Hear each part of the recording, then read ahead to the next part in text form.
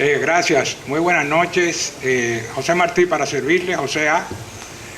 Y después de un largo periodo, casi 2 años, o más, creo, voy a retomar otra vez el ciclo de historia de la Edad Media Europea, que si recuerdan, hice 3 o 4 conferencias sobre la Baja Edad Media, o sea, la Edad Media temprana, que comprendía del siglo V, la caída del Imperio Romano al Occidente, hasta el año 1000, con la disolución y fragmentación del Imperio de Carlomagno. Entonces, esta noche vamos a comenzar con el siglo XI, el año 1000, 1050, 1090, y vamos a tratar sobre todo el evento cumbre de ese siglo y el que sigue, que son las cruzadas, las empresas militares que fueron llevadas a cabo por varios países europeos bajo la primacía del papado para liberar los lugares santos de Palestina, de lo que se entendía en ese momento que era la opresión de los turcos, que voy a explicar un poco más tarde. Entonces, en esa época, Europa lucía más o menos así. No sé si pueden distinguir bien, pero ahí está, ¿no? Alemania, lo que es Alemania, Francia, España abajo, Italia e Inglaterra, el corazón de lo que entendemos por Europa Occidental. Los contornos que se ven ahí no son los que conocemos ahora, porque en muchos casos, como la Alemania, ahí es muchísimo más grande de las dimensiones actuales. Aún y cuando le agregan la parte de Prusia oriental que llega hasta la frontera polaca, que no está ahí, Alemania comprendía un pedazo importante de lo que hoy es Francia y además dominaba todo el norte de Italia. Toda la Lombardía hasta la Toscana era posesión del Sacro Imperio Romano, como se le denominó. El Sacro Imperio Romano fue una creación del periodo de Carlomagno. Bueno, gracias, sí, porque así no se pierde. Aquí, toda esta parte, y esta parte aquí, esta aquí. No llegaron a dominar toda la península italiana, porque en ese momento la península italiana, sobre todo de Roma hacia abajo, había todo un mosaico de naciones mezcladas ahí. Estaban los bizantinos, estaban los sarracenos, los árabes, y posteriormente van a venir los normandos de Francia, de Normandía. Entonces había una división muy acentuada aquí abajo en Italia, pero toda esa parte aquí, como digo, Milán como centro político y económico, formaba parte del Imperio Romano, el Sacro Imperio Romano, que fue creado, como digo, durante Carlomagno y duró cronológicamente hasta la batalla de Jena. Es Napoleón Bonaparte quien disuelve el Sacro Imperio Romano en el siglo XIX. Así como a su vez llevó a la independencia final de Italia, que también estuvo fragmentada por siglos y siglos. Entonces es una condición particular de Alemania. Aquí lo ven, se ve un poco más claro. Toda esta parte es el Sacro Imperio Romano.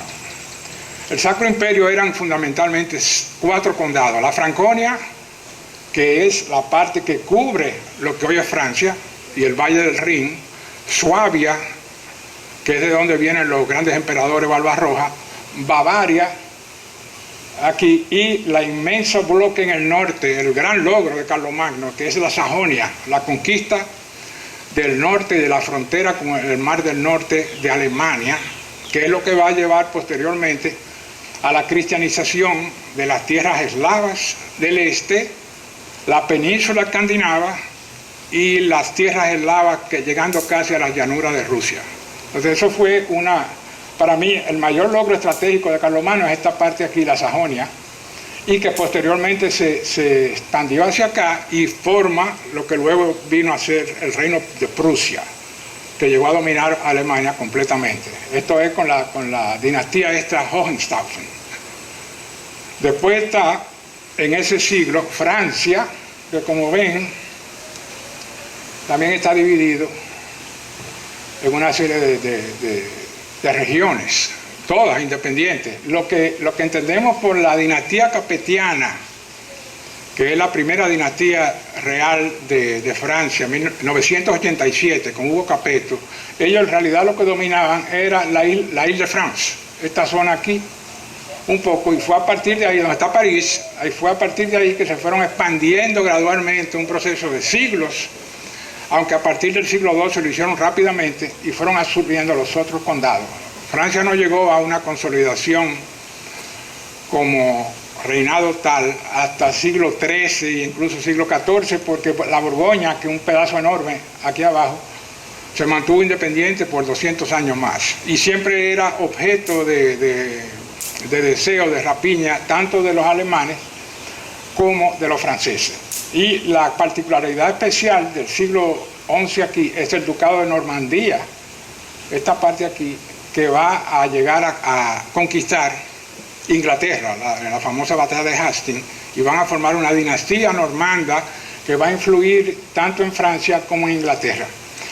En este pedazo aquí, históricamente, esto, más esta parte, más Inglaterra, es el centro, el núcleo de lo que va a ser la cultura europea y la cultura occidental. Es ahí donde se establecen los fundamentos de la política, de la tradición humanista, de la tradición de gobierno administrativa, sobre todo en Inglaterra, por un espacio de 150 a 200 años, los cimientos y las bases de la civilización medieval y posteriormente de la civilización moderna europea se van a formar en esa región que combina el dinamismo, ¿no?, de los pueblos del norte, del sajón, con la herencia grecolatina que viene a través de la iglesia. Entonces ahí se da una fusión perfecta de esos dos componentes, y lo que sale de ahí, el germen de lo que va a salir de ahí, es la cultura europea.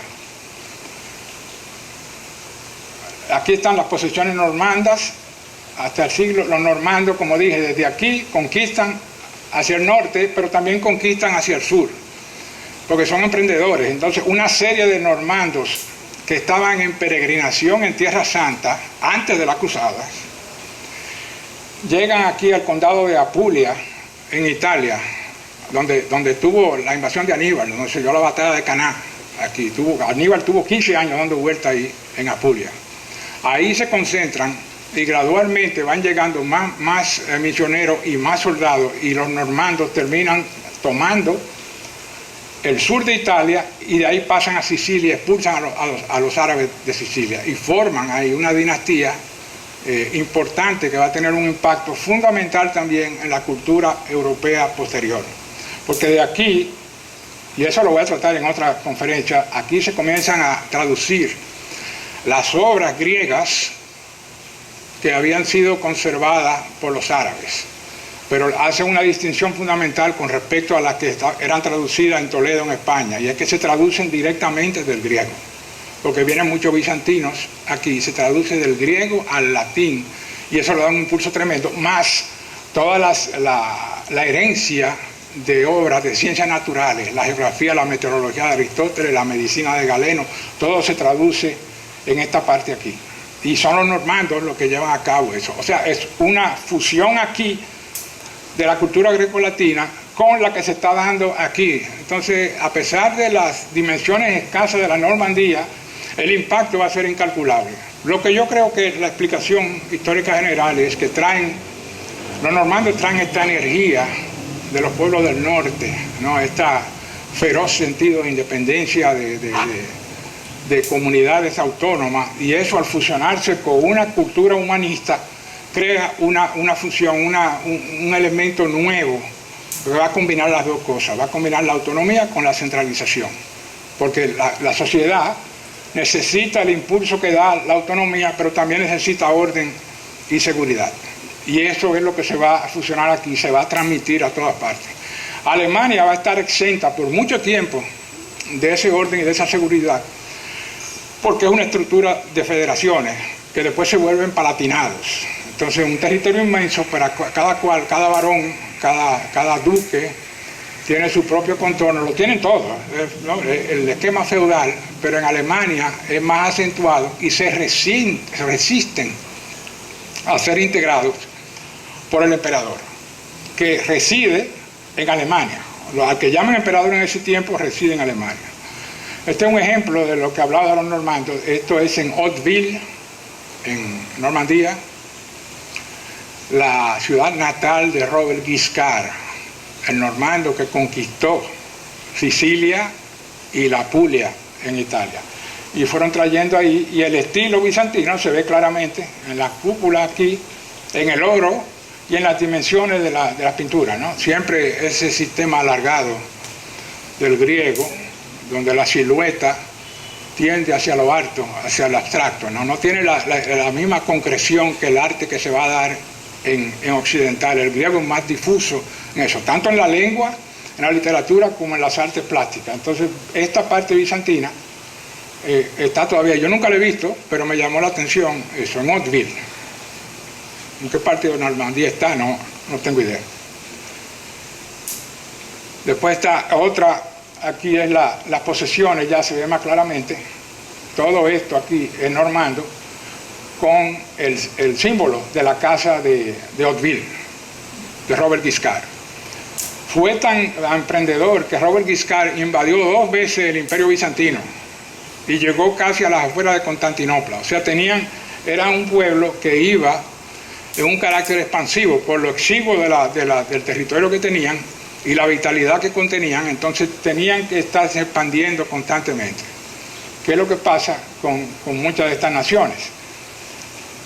Y es lo que le va a pasar también a los cruzados, porque Europa está llegando a un punto donde toda esa reforma que se dio de Carlomagno está creando una serie de fuerzas productivas, culturales, políticas y militares que necesitan una expansión, y por eso el llamado del Papa para las cruzadas tuvo tanta acogida también, porque toda esa serie de varones y de duques que vivían guerreando entre ellos combinaron sus energías para expandirse, en este caso hacia abajo, pero pudieron haberse expandido también hacia el este de Europa. Hubiera sido quizás preferible hacer eso. Lo mismo le pasó en la Reconquista española, ¿no? Que los españoles se pasaron reconquistando el territorio y llegaron a tener una fuerza tal que, de no haber descubierto América, España hubiera sido la que coloniza todo el norte de África. Se hubieran tenido que buscar una forma, todos esos caballeros españoles que llevaban 200, 300 años combatiendo, había que encontrarle un canal para llevar todas esas energías. Entonces lo mismo pasó aquí con los pueblos europeos. Fundamentalmente, cuando se habla de las cruzadas, estamos hablando de Francia, sobre todo el sur de Francia, Alemania un poco y Italia. Es el corazón de lo que van a ser todas las cruzadas. Inglaterra va a participar, pero marginalmente, a través de los normandos. Pero el centro va a ser siempre Francia. Entonces, primero se tiene que dar para eso ya. Se está buscando una unificación, ya un nuevo modelo político, pero antes de eso, la única institución que mantuvo una cohesión y una estructura invariable durante esos siglos terribles del octavo, noveno y décimo fue la Iglesia Católica. Entonces, la Iglesia Católica, por este mismo sistema de feudalismo que se implantó, estaba sometida en el comité de elecciones, la forma de elegir las diócesis, las jurisdicciones legales, estaba muy sometida al poder laico. Y se comienza a dar un movimiento en la Iglesia, influenciado por el auge del monasticismo, ¿no? De los monasterios, con Cluny, el monasterio famoso en Borgoña, en Francia. Ese sí visité una vez, una experiencia inolvidable. Ahí uno respira ese aire monacal medieval y no se olvida nunca.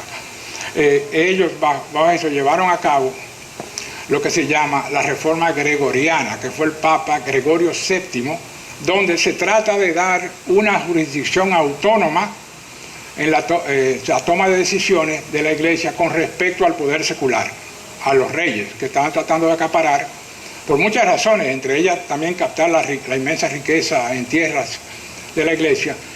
Estaban tratando de dominar la jurisdicción y el nombramiento de los cargos, ¿no? Incluso los de diócesis y los de arzobispos y obispos. Entonces se da una reforma por Gregorio VII, donde se crea primero el Colegio de Cardenales. La curia actual se creó en 1059, no por Gregorio, sino por Nicolás II, con las mismas, básicamente las mismas leyes que rigen ahora.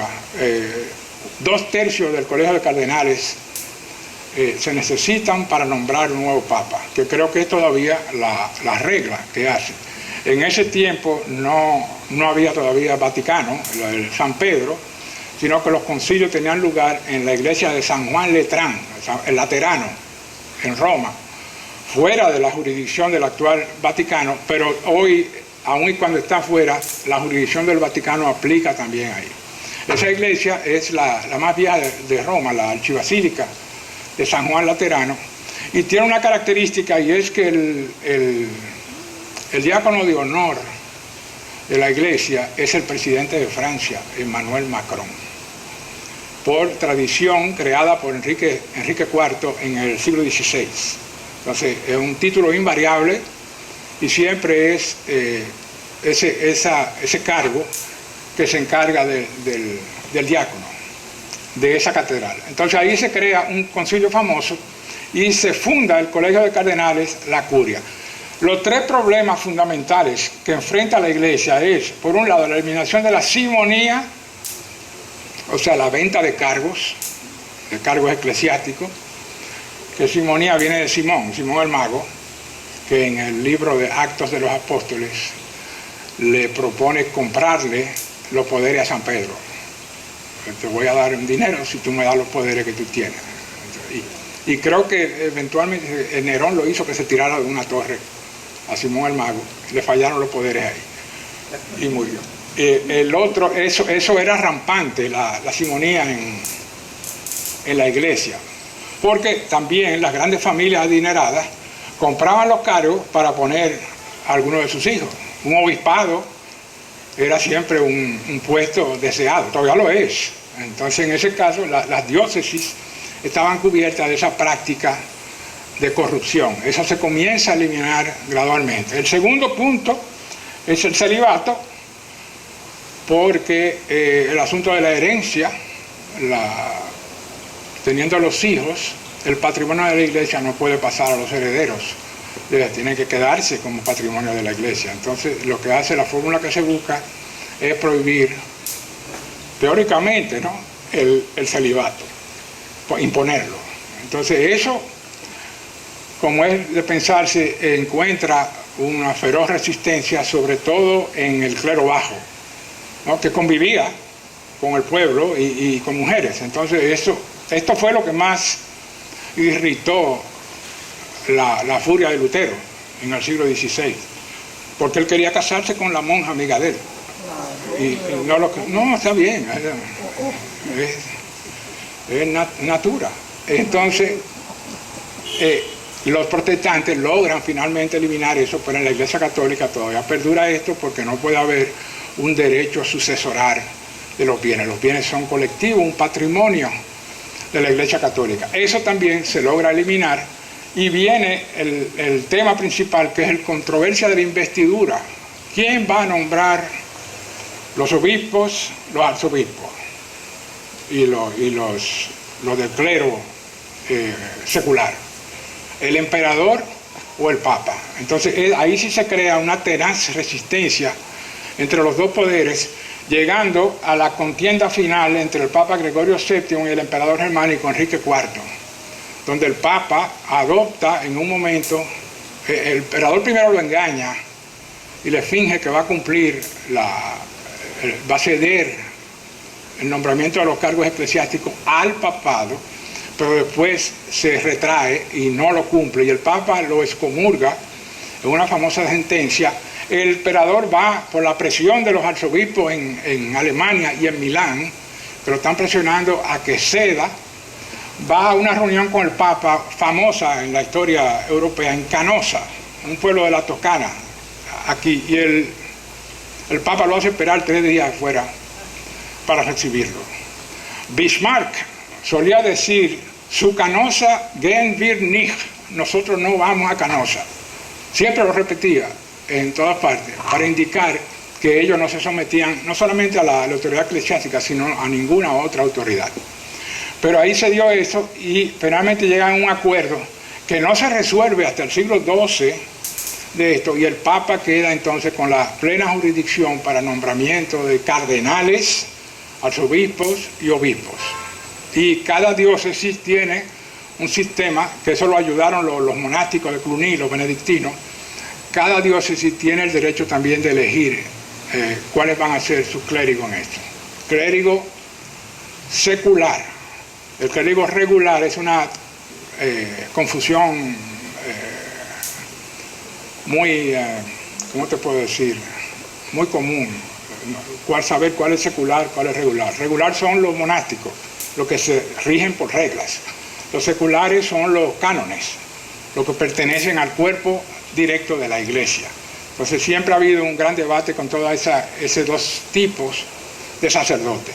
Pero esa contienda se resuelve y con la finalización de esa controversia de la investidura, como digo, zanjarlo en términos del siglo XI, porque esta investidura se va a traducir al famoso debate hecho inmortal por Dante Alighieri en la comedia de güelfos y gibelinos. Los güelfos que proponían el poder del Papa y los gibelinos el poder imperial. Eso va a continuar por 200, 300 años. No va a terminarse tan fácilmente. Dante era güelfo, proponía el predominio del poder espiritual sobre el temporal. Entonces se crea eso y se dan aquí ya todas las condiciones. Esto es una de los manuscritos iluminados de la Edad Media. Siempre tenían muchas cosas. Los grandes manuscritos, antes de la imprenta, le ponían pequeñas pinturas, y esta es una de Jerusalén, tal y como ellos los ven. Claro que es una contraposición, ¿no? Porque esto es una ciudad europea, pero siempre es así.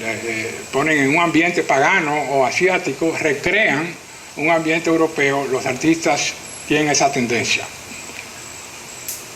Y aquí se dan las condiciones, y con el Papa que sigue a Gregorio VII, Urbano II, francés, se dan las condiciones para llamar a toda la Europa a participar en la reconquista de las tierras santas en Palestina.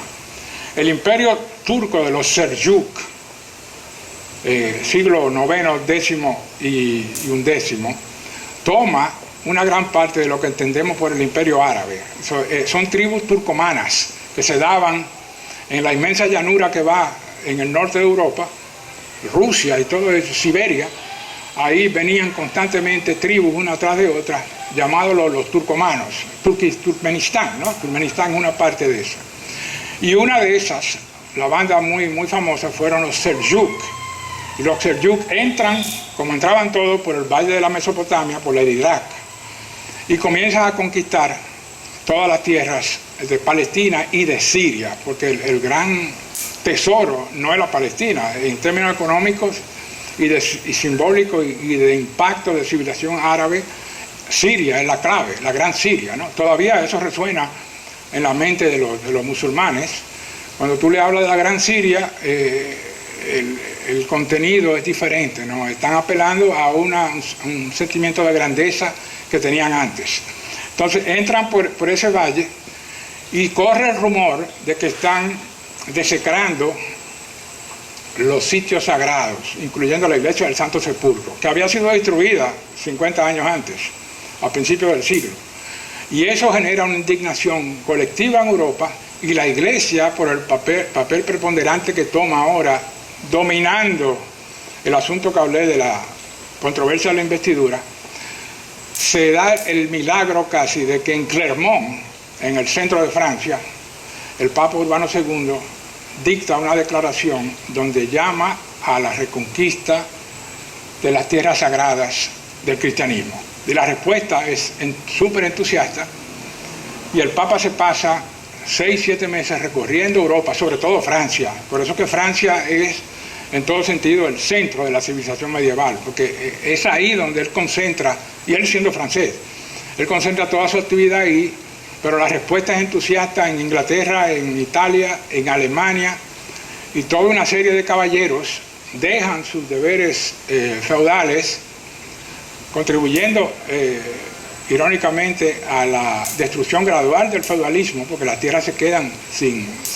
varones, sin señores, y van y forman lo que va a ser la primera cruzada. 3 rutas siguieron, que no sé si se van a poder ver muy bien aquí. Una por el Valle del Rin, atraviesan lo que es Hungría, bajan esta línea aquí, por los Balcanes, llegan a Constantinopla. Todos llegaban ahí. Otra ruta viene por el norte de Italia, pero entran por la Iliria, donde está hoy Croacia, Eslovenia, Montenegro después, por esta línea aquí, por la costa norte del Adriático, entran por aquí, vienen sobre todo del sur de Francia, los provenzales usaban esta de aquí usaban esta vía, entran otra vez a los Balcanes, pasan por Belgrado, cruzan el Danubio, entran a lo que hoy es Bulgaria, y ahí está la frontera con el Imperio Bizantino, que es hoy donde está la frontera entre Grecia y Turquía. Hay una frontera ahí, y por ahí llegan, a pie, estos van aquí, y otra que va desde Bari, en Italia, por barco, atraviesan y llegan aquí a lo que hoy es Albania, por ahí en el Durazzo, y de ahí siguen a pie también. Entonces, eso tiene un inconveniente primero, y es que por donde quiera que están pasando los cruzados, se dan una serie de matanzas colectivas, porque se difunde el rumor de que los judíos son iguales que los islámicos, y además de eso han matado a Cristo. Entonces se genera un furor, porque muchos de ellos, de esos cruzados, eran curas de pueblos agitados, el más famoso Pedro el Ermitaño, ¿no?, que crea su propia cruzada de pobres, y ellos crean unas arengas por donde quiera que pasa, aparte de saquear los pueblos, generan una serie de matanzas, la más notoria la del Valle del Rin, y después en Hungría también, y en Belgrado. Y ahí los húngaros, que son los descendientes de los magiares, que sabían lo que estaban haciendo, los van masacrando uno a uno. Y Pedro el Ermitaño, que es el primero en llegar a Constantinopla, el emperador Alexio Comnenos, ¿no?, el bizantino, no soporta esa hueste de gente que llega, y manda a todos ellos a cruzar al Asia Menor, a Turquía.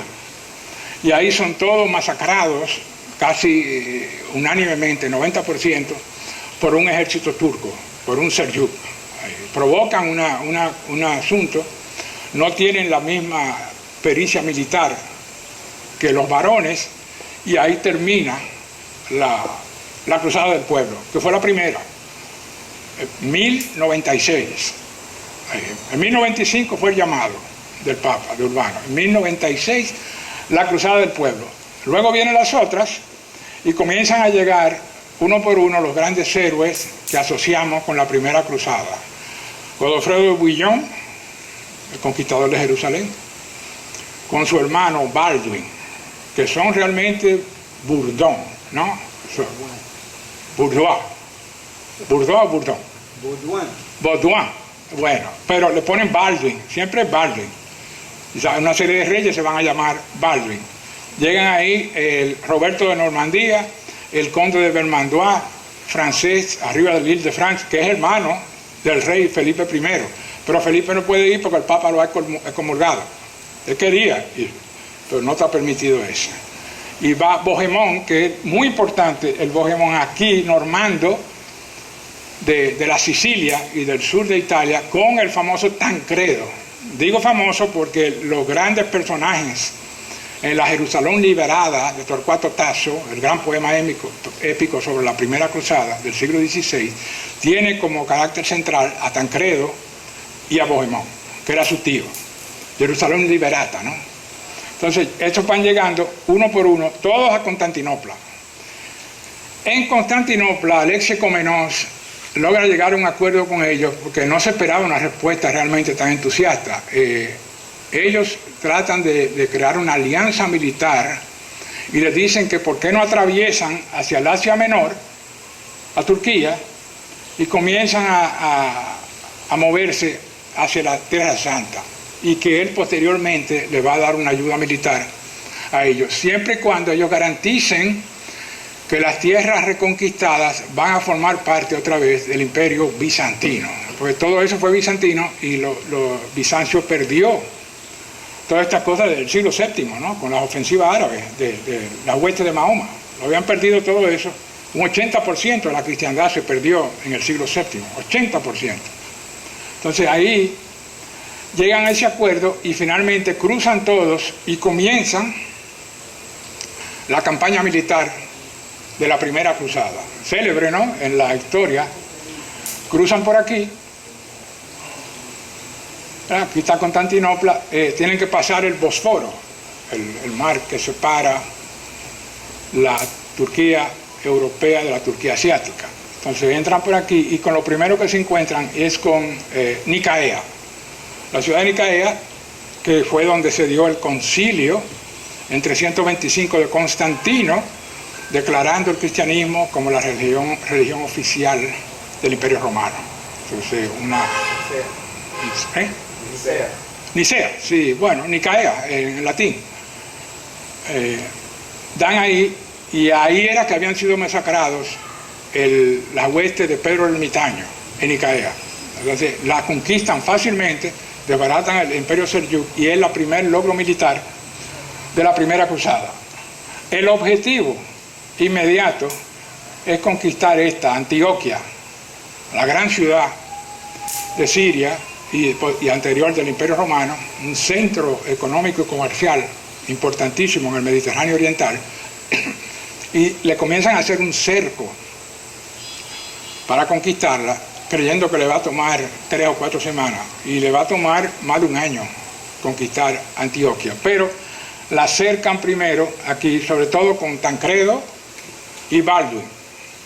Baldwin decide tomarse cierta independencia y penetra aquí al interior, en la Armenia, lo que es Armenia interior, y crea el primer conquista territorial y el condado de Edesa, que no sale ahí, pero lo voy a mostrar después. Pero ahí se quedan anquilosados por un tiempo de casi un año, cuando finalmente se da la batalla, no se ve muy bien, pero aquí en Dorileo, los turcos finalmente se reorganizan y les mandan un ejército. Los ejércitos, estamos hablando de quizás 20.000 hombres. La historia de los cruzados, la gesta de los francos, hablo de 80.000, de 100.000, pero yo no creo que hayan sido tantos en esa época. Los cruzados tienen que haber sido entre 20 y 30.000 al tope, y los árabes igualmente, los turcos, más o menos parejos.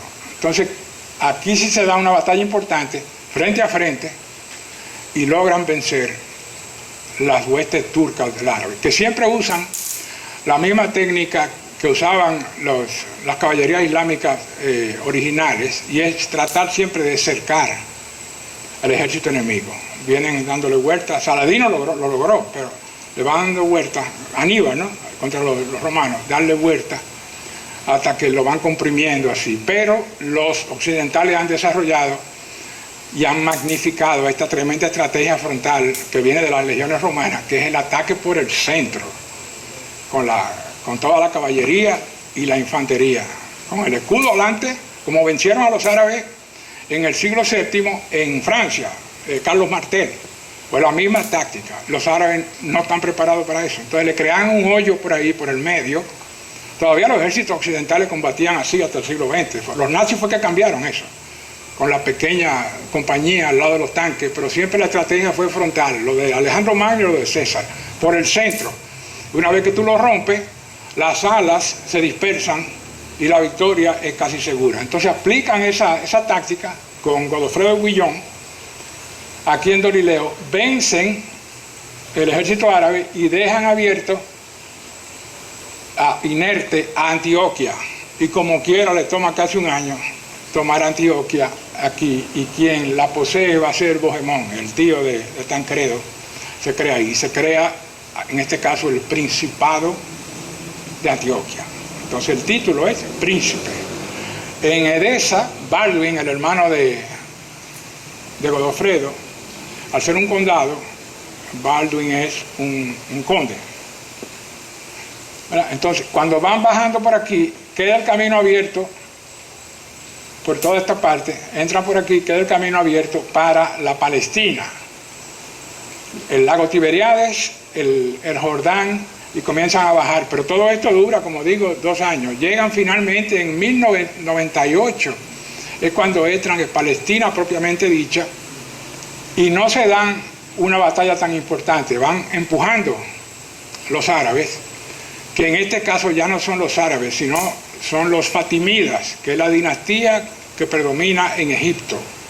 Porque ellos se van cambiando. Era un sistema feudal islámico, a la manera islámica, pero era similar a un sistema feudal. Lo que pasa es que en este caso eran más grandes, pero eran dinastías. Hay una dinastía fatimida en Egipto, que toma el nombre de Fátima, la hija del profeta Mahoma, que son chiitas, y son los que dominan aquí. Aquí están los Seljúk, que son sunitas, y todavía falta el califa, que todavía está en Bagdad, del imperio abasida, pero al cual nadie le hace caso. Entonces está el imperio de Mosul, en todo esto aquí, donde está el Irak, por el valle del Éufrates. Entonces todo eso se combina, y por eso que la historia narrarla de esas regiones es tan complicada, porque es una dinastía detrás de otra, y las regiones se confunden. Aún con un mapa detallado, todavía la explicación es más complicada. Pero lo que está sucediendo es que los fatimidas han logrado expulsar a los turcos, los Seljúk, que son propiamente turcos porque vienen de las sabanas siberianas, del Turkmenistán. Lo logran expulsar y son ellos los que están en Jerusalén, ya, o sea, regida por la dinastía en el Cairo. Ya habían fundado el Cairo. Entonces ahí es que entra las huestes con Godofredo de Bouillon y toman en un cerco de 10 días, toman Jerusalén y hacen otra masacre también. Exterminan, imagínate, terminan los judíos en Jerusalén. Entonces era realmente una especie de botín con guerra santa, porque era eso precisamente, era una yihad occidental, una guerra santa, y confundían judío con islámico, no había diferencia, y finalmente lo conquistan. La dinastía fatimida reacciona al cerco de Jerusalén y envía un ejército importante aquí a Ascalón, que es vencido por los cristianos. Y de ahí es que nace la gran reputación de Godofredo de Bouillon, porque logra detener eso y garantiza la toma por los cruzados de Jerusalén. La famosa anécdota donde hacía el punta de Falcone, ¿no? Atacaban así y Godofredo partió un hombre en dos con la espada, porque era una espada enorme. Parte del ataque frontal que hablé. Entonces, ahí se asegura ya eso y se funda el reino de Jerusalén. 10.099 hasta 1187, cuando Saladino retoma la ciudad. O sea, van a estar 190 años ahí. Y van a crear una pequeña sociedad cristiana en miniatura. Es famosa el sistema jurídico que crean, les Asís de Jerusalén, las cortes, y aplican todo el derecho feudal en cuanto a contratos, sistema judicial, tratamiento de criminales, lo van recreando ahí en Jerusalén, y la sociedad quiere una fusión muy particular entre Oriente y Occidente. Lo mismo que lograron los normandos en Sicilia, en la corte, ¿no? Rogelio II, descendiente del Guiscal que hablé, creó también esa corte en Palermo que combinaba la sofisticación oriental y el dinamismo occidental. Entonces eso también se recrea en Jerusalén. Yo criticando personalmente, un grave error que no se pudo ver sino después es que se concentraron nada más en las costas, aquí, en la conquista.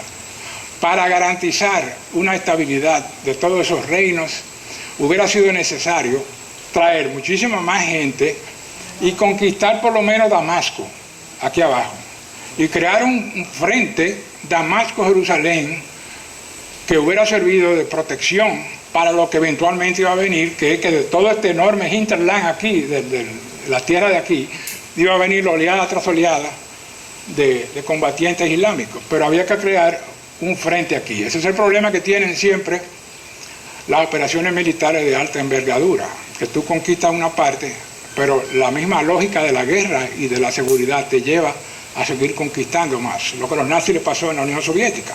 Conquistan esto, pero los rusos te hicieron forzar a ir hasta allá a los Urales. Y no pasaron de Moscú. Si tú hubieras ido a los Urales, te quedas sin provisiones, te quedas sin nada. O sea, el mismo territorio te come. Y sin hablar de que aquí estamos hablando de una cultura completamente diferente, porque ya todas esas tierras estaban perdidas para siempre para el cristianismo. Era una devoción islámica sin paralelo, ¿no? Porque es la cultura oriental de la sumisión, no de la autonomía. Es diferente. Son sociedades que se resisten, ¿no? Spengler le llamaba que eran sociedades como un injerto.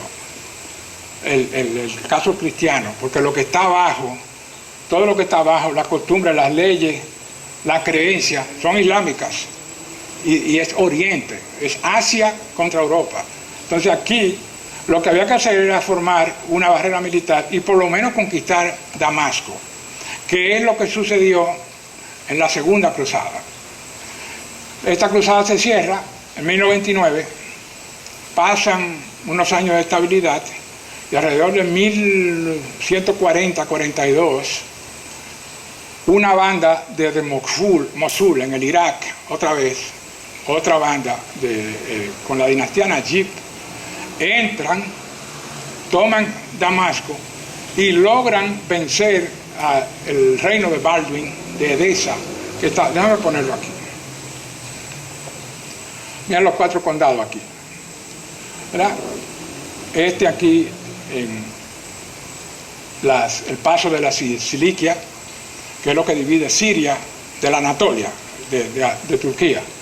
Muy famoso este paso aquí. Esto lo toman también los cruzados, en Tarso, ¿no? Aquí nació San Pablo, en Tarso. Entonces por aquí pasaba todo el mundo. Pasaron los mongoles, pasaron los romanos. La famosa de Jenofonte, ¿no? Esa tremenda. La campaña de los 10.000, que narra Jenofonte, la Grecia clásica, también pasó por aquí, por Sicilia. Entonces ellos dominan esto aquí.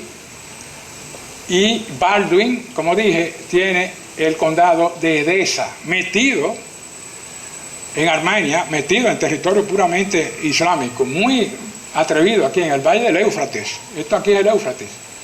Entonces, queda casi indefenso ahí, y en la primera insurrección importante, cuando las tribus árabes logran unirse bajo el líder de Sajid, lo primero que atacan es el condado de Edesa, y pierden los cruzados de Edesa. Nada más dura 40 años, algo así.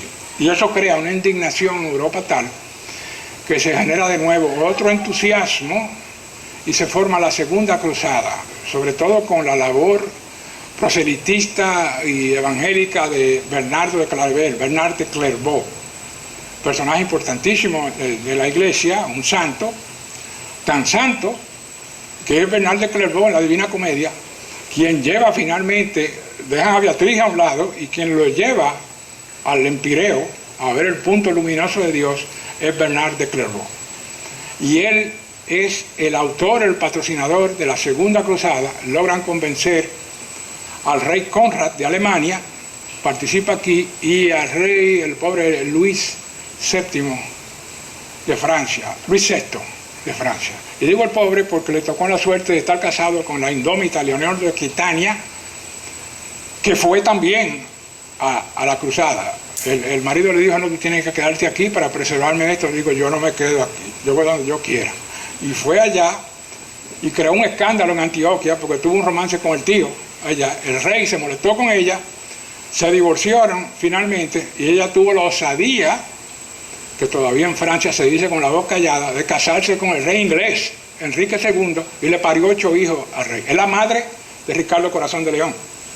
Entonces ella toma aquí, pero aquí no logran entenderse entre Conrado, la hueste alemana. Llegaron por mar los dos llegaron por mar.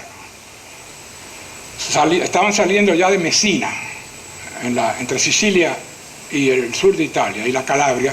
Ahí tenían un puerto favorable y era mucho mejor así porque llegaban directo a si tomas en el verano el Mediterráneo, no hay nada, no hay tormenta, no hay lluvia, entonces llegaban perfectamente y el viento lo empuja también.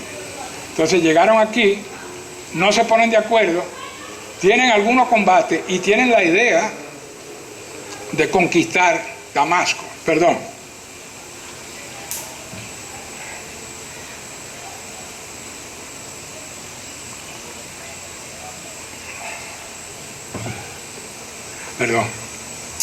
Sí, van a conquistarlo, pero como digo, al comenzar las desavenencias, se disuelve la campaña y se genera un escándalo sin precedentes. Bernardo de Clairvaux no sabe dónde meter la cara y la segunda cruzada fracasa ignominiosamente, prácticamente sin ninguna batalla. No hubo, pero sí hubo una repercusión importante y esto le da un ardor de nuevo a los árabes, a los contingentes árabes, y comienza una serie de guerrillas aquí. Pero todo esto se logra mantener, lo que pierden es esta parte aquí.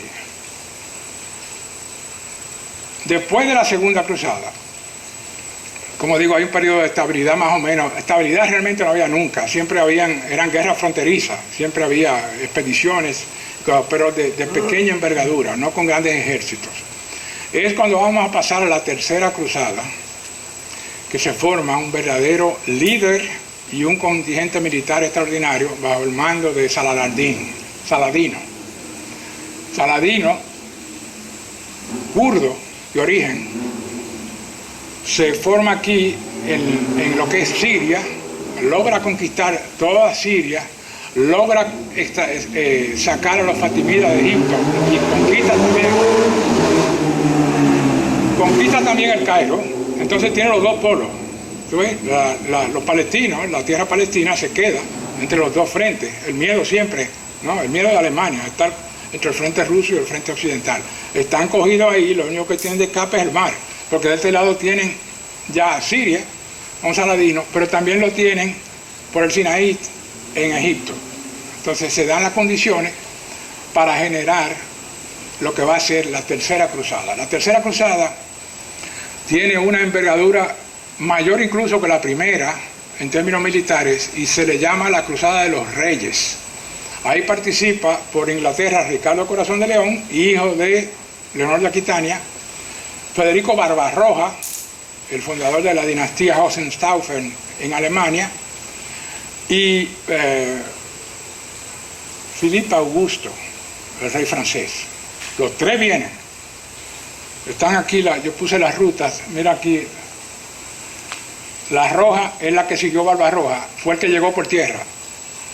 La marítima, Felipe II de Francia llega por aquí al mar, y la de Richard viene desde Inglaterra directamente, aunque él estaba viviendo más en Normandía que en Inglaterra, llega también al puerto de Acre, aquí.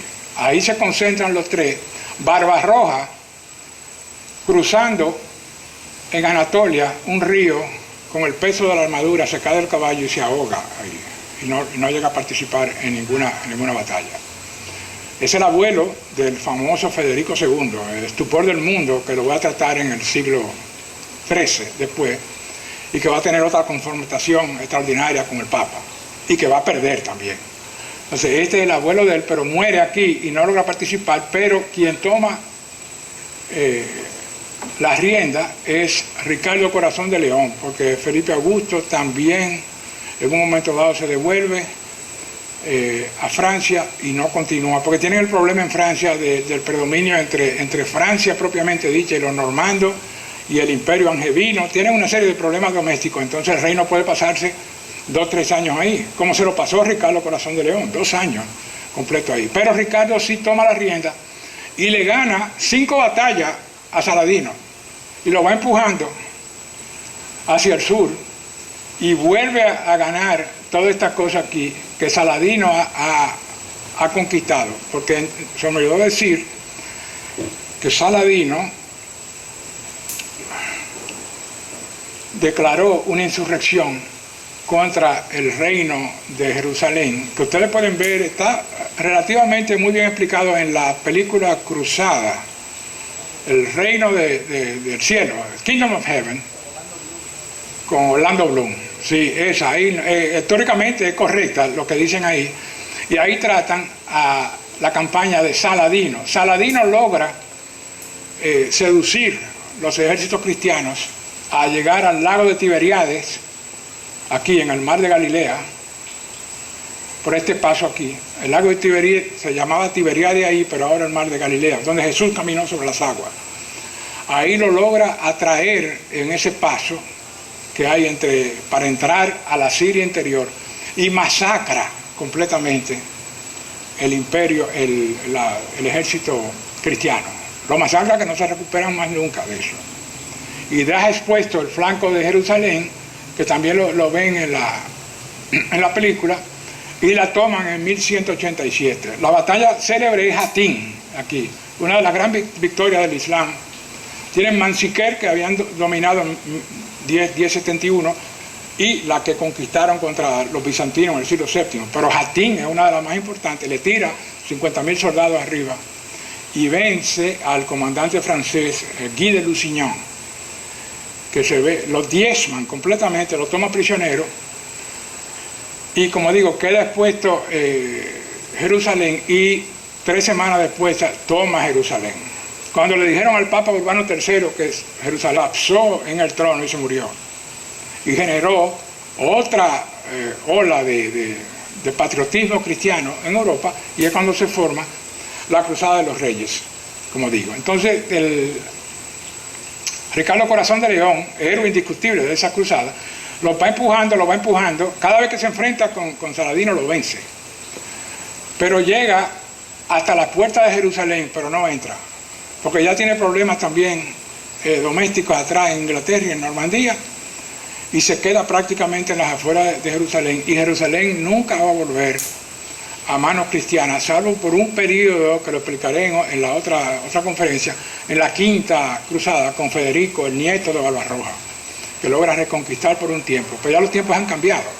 Entonces aquí se cierra para fines militares lo que es el reino de Jerusalén, que todavía va a durar 100 años más, porque toda esta banda aquí, liberada por Ricardo Corazón de León, va a ir aguantando, y el último que va a caer es Acre, aquí, del cual escribió odas muy lamentables Dante en 1291, ya antes de escribir la comedia. Es el último bastión que termina con la presencia cristiana en Palestina, en la tercera. Eso yo lo voy a tratar después en las otras, porque van a venir 5 cruzadas más. Pero haría esto demasiado engorroso. La cuarta, que es la conquista de Constantinopla, en vez de ir a conquistar la tierra árabe, conquistan Bizancio, la saquean, la dejan sin nada. Y está como digo, la sexta con Barbarroja, que domina, logra controlar Jerusalén por un par de años, y las 2 últimas, que son las del rey San Luis, muy importantes, pero todas terminan en un fracaso militar, pero tienen un impacto súper importante, en la que, bueno, aquí están las 8 cruzadas. Yo he tratado más o menos estas 3, pero está la cuarta aquí, Constantinopla, la quinta en Damieta, en Egipto, también salen corriendo, la sexta con Barbarroja, aquí reconquistan por un tiempo Jerusalén, y las 2 últimas, que son de San Luis. La última termina con la muerte de San Luis en Tunisia, por una enfermedad. Pero sí continuaron, pero el ardor va decreciendo con el paso por décadas, cada vez es menor, porque la Iglesia entra en ese sistema de la noción de cruzada, que todavía lo usamos aquí, ¿no? Doña Gemma Balaguer tenía la cruzada del amor, una cruzada contra la pobreza, una cruzada contra la corrupción, una cruzada para la abolición de la esclavitud. O sea, se vuelve todo lo que es un esfuerzo conjunto para lograr un bien común, se denomina como cruzada. Y esta es una de las herencias que viene de esa primera campaña. Estas son las inscripciones de los cruzados en la iglesia del Santo Sepulcro, en el Gólgota, donde está la sangre de nuestro Señor Jesucristo ahí. Estaba la espada, pero los árabes la robaron, no aparece, no sé dónde está ahora la espada. Y había un pedazo de cruz, que es lo que se lleva la mamá de Constantino, de ahí, del Santo Sepulcro. Es Constantino quien funda la iglesia, ¿no? Está en el tope, donde supuestamente fue la crucifixión. Entonces, ahí los cruzados inscribieron todo eso, que todavía puede verse en Jerusalén. Después está el sitio de Jerusalén por Saladino, como digo, en manuscritos iluminados, siempre son una belleza. Hay algunos ahí, cuando se venden en subasta ya andan por millones de dólares. Entonces, ellos, los escritores, ponían ahí en la cursiva, como la inventó Carlomagno, insertaban toda una serie de escenas, sobre todo históricas, mitológicas algunas, pero más históricas. Y este es uno de ellos, con el sitio de Jerusalén. Entonces, algunas de las consecuencias que puse, bueno, pues el nuevo orden europeo, indudablemente, eso le dio una fuerza a una serie de factores que ya estaban presentes, ¿no? El desarrollo de los pueblos, lo que eran aldeas y villorias, gradualmente se van convirtiendo en ciudades, el desarrollo de métodos tecnológicos para incrementar la producción agrícola, lo cual elimina eventualmente los sistemas de cambalache, de cambio a base de mercancía, y genera una contabilidad que se va a convertir en instrumentos financieros, letras de cambio. Eso comienzan a implementarlo los comerciantes italianos en el Medio Oriente, sobre todo los venecianos. Y eso da también un impulso a la economía global de Europa. Incrementa las poblaciones, hay un incremento notable de la población también. Se da la primacía que se mantiene de la Iglesia Católica. La Iglesia Católica, la historia tiene una forma de dar una vuelta y llevarte al principio otra vez. Por estar tratando de espiritualizarlo todo, terminaron en un proceso de secularización mayor que cualquier empresa, y se vuelve una empresa comercial con esto, y con el sistema que inventan de indulgencias para descontarte años en el purgatorio si vas a pelear a Guerra Santa. Esto se vuelve eventualmente en un banco central del cielo, y comienzan a vender indulgencias, lo que va a provocar 300 años después la ira vengativa de Lutero. También, con eso financiaron la ampliación de Brabant, que hizo Brabante a la Catedral de San Pedro, tal y como lo vemos ahora. Lo hicieron vendiendo indulgencias, pero por millones de años. Entonces contamos millones, o estamos hablando de la eternidad, entonces 1 millón, 2 millones, no es nada.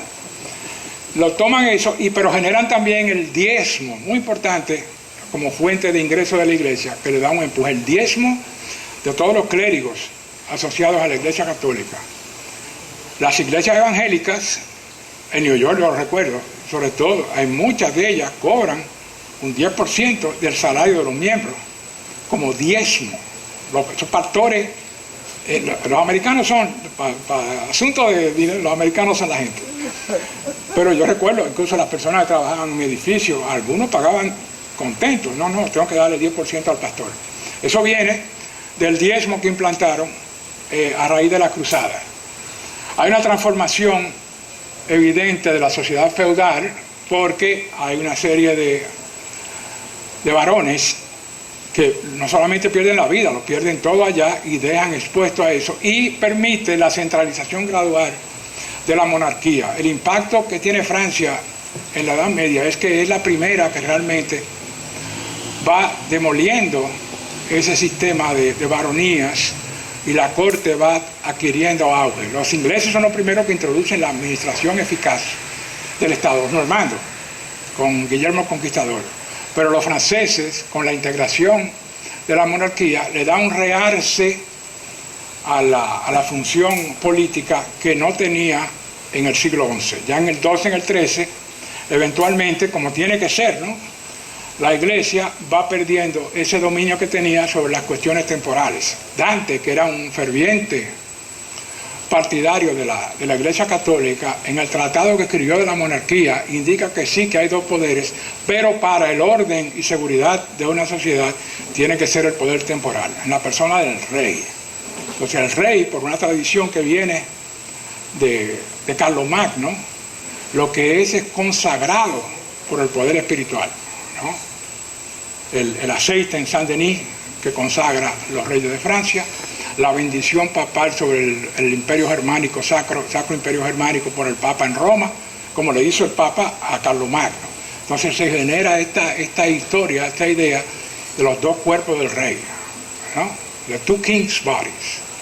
El rey corporal, pero está el rey también espiritual. La noción moderna de la corporación económica viene de esa idea de los dos cuerpos del rey. La corporación encarna una idea que no está en ninguna parte, es lo que venden, ¿no? ¿Cómo se llama eso? El brand name, que tiene un costo monetario, claro, altísimo. El logo de Apple, eso es una parte de la corporación. Eso viene de esa teoría de los dos cuerpos del rey. Hay un libro, si le interesa, fascinante de Ernest Kantorowicz, Los dos cuerpos del rey, pero el señor Kantorowicz es de la escuela histórica antigua y la mitad está en latín, aunque es un latín medieval, y como buen teórico de los antiguos, el señor Kantorowicz no da la traducción. En la que yo tengo aquí, la mitad es latín. Pero es un libro extraordinario para entender cómo la noción de la monarquía va evolucionando hasta convertirse, ¿no?, en el rey sol, la apoteosis, Luis XIV en Versalles, reinando sobre el universo. Se crean las órdenes misioneras y militares. En Jerusalén se funda la orden militar de los hospitalarios en la Escuela Médica de San Juan, en Jerusalén, y la otra famosa, los templarios. Se vuelven súper ricos por la captación de tierras y son caballeros militares, cruzados también, pero con un nombre particular, y esto se lleva también al continente europeo, y los templarios van a ser los protagonistas de un drama histórico increíble con Felipe el Hermoso en Francia, que captando todo eso los acusa de herejía con la anuencia del arzobispo de París, que está metido en el combo también, y los quema en la isla de San Luis, en París, famoso, Morlaix, Hugues de Morlaix, no sé cómo se llama ahora. Sí, ese, Morlaix, el jefe de los templarios, pero era para quitarle toda esa riqueza y lo destruyen ahí. También hacen la cruzada de los albingenses y la cruzada contra los cátaros. Y eso contribuye a disminuir el auge y la devoción hacia las cruzadas, porque una cosa es tú convocar todo un continente para ir a combatir al infiel allá en Tierra Santa, al Islam, y otra es justificar la cruzada para masacrar órdenes y sectores de tu propia población. Entonces eso le va quitando prestigio a la noción de cruzadas en el siglo XIII.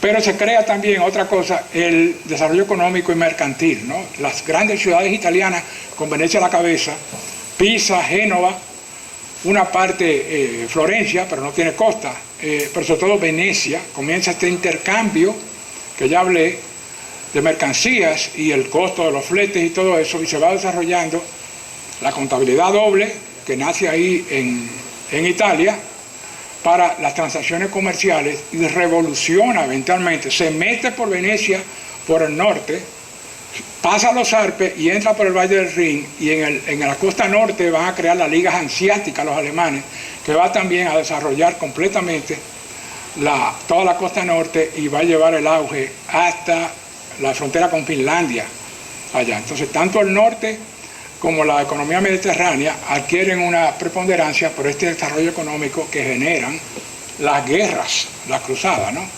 Es la empresa más rentable que puede haber. Y otro factor es el renacimiento cultural que se va a dar, que trataré en la próxima, lo que llaman el primer renacimiento, el renacimiento del siglo XII, con el impacto, entre otras cosas, de todas esas traducciones que hablé de los árabes, que le da un impulso tremendo a la tradición humanista europea, que estaba latente ahí, pero estaba solamente preservada por los clérigos, los copistas de la Edad Media, pero se crea una escuela masiva de instrucción, y de ahí van a salir en el norte de Francia las universidades. Por eso digo que hay el impacto que tiene ahí esa combinación normanda con Francia, y tanto en Francia como en Inglaterra comienzan ya las grandes universidades. Cambridge va a venir ahí, la Sorbona una de las primeras. Boloña es la primera, ¿no?, en Italia, pero la segunda es Sorbona en París, donde va a desarrollarse la escolástica, la revolución filosófica. Entonces, todas estas cosas culminan en una revolución del pensamiento y se genera de nuevo la noción de filosofía, que va completamente a transformarlo todo, porque es la filosofía la que hace la pregunta. Bueno, no es un ejercicio teórico en el aire nada más. El filósofo plantea la pregunta: ¿qué hay aquí? ¿Qué hay esto? ¿Qué significa esto? ¿Cómo se conecta esto con una totalidad? Y de ahí, desde que tiene el concepto, inmediatamente van a hacer eventualmente un experimento de ese concepto. Entonces eso da noción también a la parte inductiva, a la ciencia experimental, que también van a hacer junto con la escolástica en el siglo XIII. Entonces, como dije, lo último fue el concepto de la cruzada. Tienen que decírmelo. El concepto de cruzada que perdura hasta nuestros días. Entonces, yo me voy a quedar ahí, porque estos son unos temas que realmente dejan la cabeza un poco trastornada, porque son movimientos colectivos sobre un largo periodo de tiempo, porque no lo puedo hacer individual, porque individual sería muy cansón y muy arbitrario. Entonces, tratar de crear el concepto global, vamos a decir que la cruzada es el primer motor de lo que va a ser la revolución en todos los órdenes de Europa. ¿Por qué? Porque es cuando tú encuentras tu propia identidad, cuando te enfrentas con el otro, con el diferente a ti, la noción filosófica del otro, ¿no? Sartre hablaba mucho de eso. Ahí tú te encuentras a ti mismo, pero tienes que verte en un espejo inverso. Y es aquí, con esa civilización, en esos momentos más rica todavía que la europea, con el encuentro con Asia, y la apertura geográfica que eso da, amplía la mentalidad europea. De aquí va a surgir Marco Polo y todos los misionarios, y de ahí está la semilla de Cristóbal Colón, porque es la pasión original del occidental, ¿no? Por eso digo que la filosofía es la clave. ¿Qué es lo que hay ahí? No, yo quiero saber lo que hay. Y es lo mismo, lo microscópico de la naturaleza y los espacios ideales, es la misma pasión, inventado por los griegos, ¿no? Pero en Europa se tomó su tiempo y comienza a germinar en este periodo del siglo XI con las cruzadas. Muchas gracias y